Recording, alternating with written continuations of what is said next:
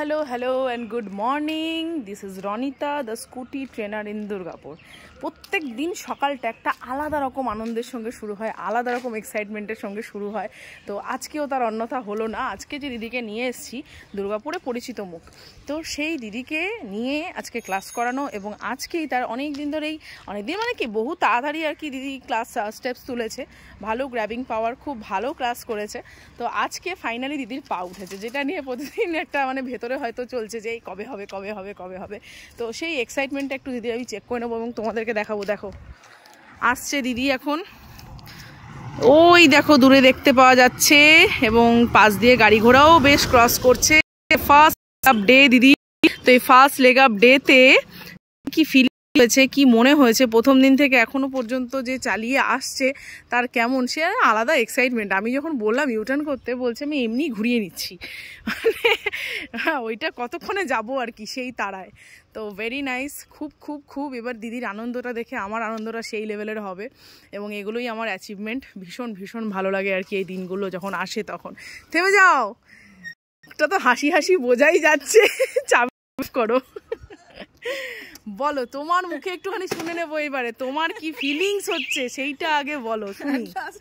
একটু পেরেছি, এখনো একটু পেরেছি, এখনো বলছো একটু পেরেছি? হে ভগবান, তোমাকে আমি জিটি রোডে ওঠাবো, মনে হচ্ছে তখনও বলবে হ্যাঁ এবার মনে হচ্ছে একটু পাচ্ছি। হ্যাঁ কেমন লাগছে বলো? দারুণ লাগছে। এবার মনে হচ্ছে যে হ্যাঁ চলো আমি তাও ব্যালেন্স করে, এবার একটু হয়েছে। আচ্ছা দিদির একটুটা, যাই হোক আজকে বলা যাবে বাড়িতে যে হ্যাঁ আমি এবার বলা যাবে, মানে এতদিন বলা যাচ্ছিল না, দাঁত মুখ চিপে সবকিছু সহ্য হচ্ছিল, হ্যাঁ শুধু সহ্য হচ্ছে, তো সেটা আজকে। আচ্ছা তোমার কাছে জানবো যে প্রথম দিন থেকে এই যে করলে অনেক পেশেন্স তুমি ধরেছো, ভেতরে মনে হয়েছে কবে যে হবে, এই যে কী সব যে করছি এগুলো আমি জানি, ঠিক আছে, হয়তো টিচার বলে বলতে পারছিলে না, ঠিক আছে, তোমার বলার বাইরে যাইও নি, একদম যে ওইভাবেই থাকতে। একদম দিদি আমার কথা শুনে চলেছে এবং খুব তাড়াতাড়ি, সত্যি কথা বলছি, খুব তাড়াতাড়ি কিন্তু তুমি তুলেছো। আজকে তোমার ফার্স্ট লেগ আপ ডে এবং সেটা করে আমারও ভীষণ আনন্দ হচ্ছে। তোমার আনন্দটা দেখে, তোমার আনন্দ ভেতরের আমি বুঝতে পারছি এবং তোমার জন্য ভীষণ এসেনশিয়ালও, খুব দরকার ওই জিনিসটা শেখা। তো আজকে এবার মনে হচ্ছে যে হ্যাঁ আমি এবারে রাস্তাতেও চালাতে পারবো, সেই ফিলিংস কি আসছে? আশা করছি এইবারে আশাটা এসছে। যাই হোক এতদিন আশাই ছিল না, আশা ছাড়া ক্লাস হচ্ছিল, হ্যাঁ আজকে একটু আশাটা এসছে, তাই তো? আচ্ছা তুমি অন্য মেয়েদেরকে কি বলতে চাইবে আজকে তোমার এই আনন্দের পর, খুশির পর, তোমার মতো পজিশনে যারা আছে? আমার মনে হয় সবার শেখা উচিত, এটা বলবো আমি। মানে নিজের মানে যদি প্রয়োজন থাকে তাহলে কিন্তু অবশ্যই শেখা উচিত।